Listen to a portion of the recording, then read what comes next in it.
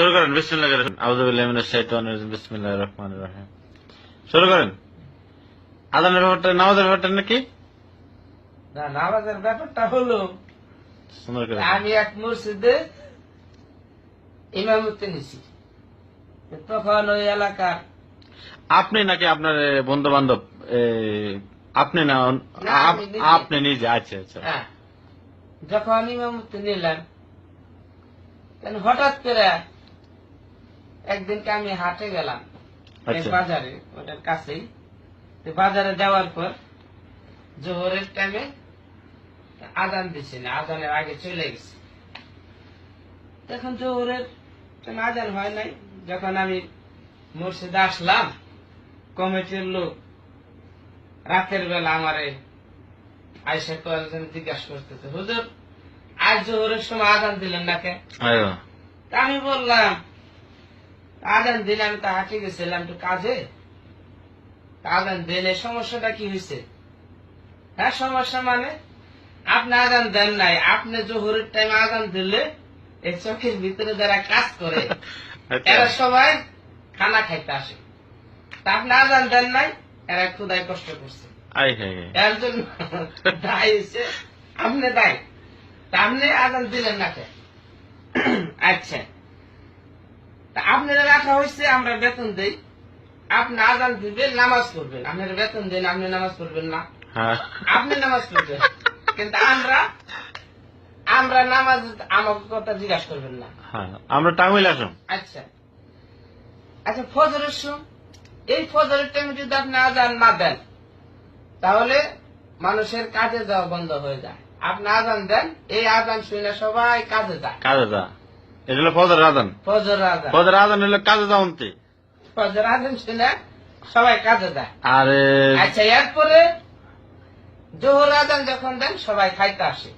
আচ্ছা আর যখন আসর আজান দেন তখন সবাই কাজের থেকে ফেরত চলে আসে পড়ে একেবারে চলে আসে কাজের থেকে। হ্যাঁ তখন এদের কাজ সমাধান। হ্যাঁ, ওই দিনের লেগে ছুটি। দেখো, তখন বলতেছে আপনারা রাখা হয়েছে ঠিক মতন, আজান দিবেন, কারেন্ট চলে যায়, ব্যাটারি আছে, ব্যাটারি আজান দিবেন। যদি আজান না দেন তাহলে আমাদের বিশাল সমস্যা। মাগরিবের সময়, মাগরিবের সময় তো আজান দিলে ওই যে বেটিরা বাতি বুতি ধরা, আচ্ছা আচ্ছা আচ্ছা আচ্ছা, এটা হলো বুঝতে পারলো বেলা সন্ধ্যা হয়েছে, সন্ধ্যা হয়েছে। বাতি ধরা সন্ধ্যা হয়ে গেছে, তা হুজুর আজান দিছে। হ্যাঁ, তখন দেখা গেছে যার বাড়িতে কারেন্ট আছে লাল জ্বালাইলো, যার বাড়িতে কারেন্ট নাই সে বাতি ধরা। আচ্ছা, আর ওই এলাকায় এসারে না?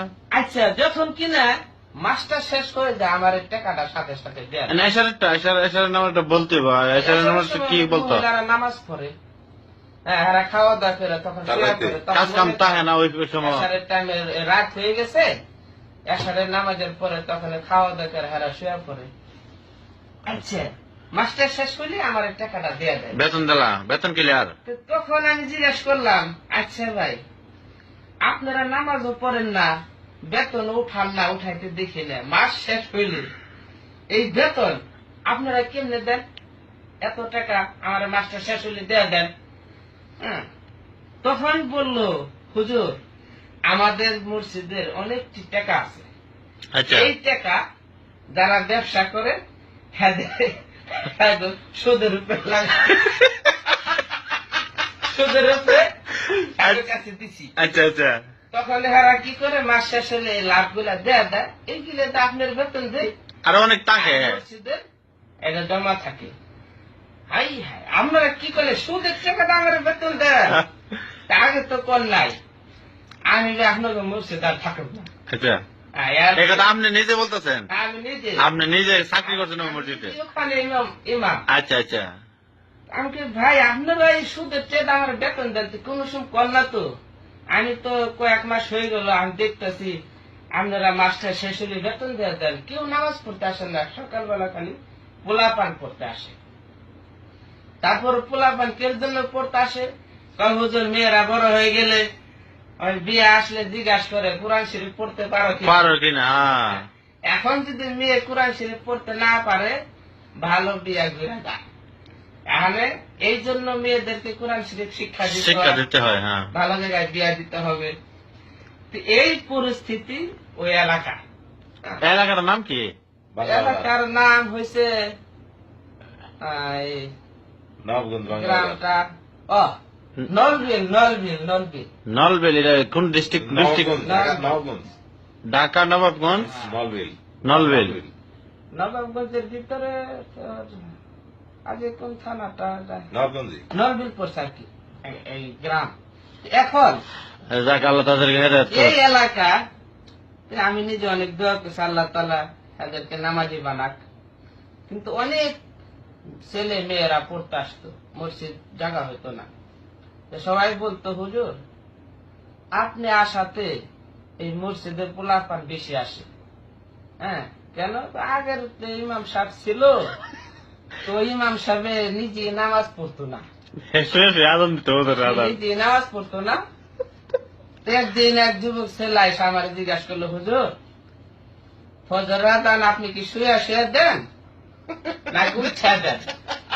তখন আমি বললাম, এই তুমি কি বলো, এটা শুয়ে শুয়ে কি আজান দেয়? কার আগের হুজুরের শীতের মধ্যে উঠতো না, ওই মা অতরা কাছে নিয়ে রাখতো, মাইকেল সেটটা কাছে থাকতো, সুইচটা দিয়েই আজান দিত, আজান দিয়ে সে ঘুমায় থাকতো, উঠতো না। আচ্ছা সে নামাজ পড়ে না? সে শুয়ে থাকতো। পোলাপান পড়তে আসতো, আয়সা ডাইকা হুজুর উঠাতো, হুজুর উঠে না, আমি পড়তে আসছি। তো হুজুর উঠে মুখটা ধুয়ে পোলাপানটা পড়াইতো। যুবক ছেলেরা জিজ্ঞাসা করে, হুজুর আপনি কি আজান শুয়া দেন না উঠে দেন? তখন আমি বললাম, আরে বেকেল শুয়ে শুয়ে কি আজান হয়? এই পরিস্থিতি ওই এলাকায়। আমি যাওয়ার পর আল্লাহ রহমতে অনেকটাই সুযোগ সুবিধা হয়েছে, মানুষের নামাজের জন্য ডাকছি। এরপরে এক মৌলানাদের ওয়াজ করালাম, ওখানে ভালো এক মৌলানারে নিয়ে অনেক বড় একটা ওয়াজ দিলাম। তখন এই মুরব্বীরা বললো, আরে হুজুর আপনি যে ব্যবস্থা নিচ্ছেন টাকা পয়সা দেবো কারা? তখন আমি বললাম, দেখেন ওয়াজের ব্যবস্থা আমি করতেছি, তো যুবক ছেলেদেরকে নিয়ে আচ্ছা, এবারের মতো শেষ করে দেন। কিছু চাউল উঠাইলাম, কিছু বাঁশ উঠাইলাম, কালেকশন করে ওয়াজ দিলাম।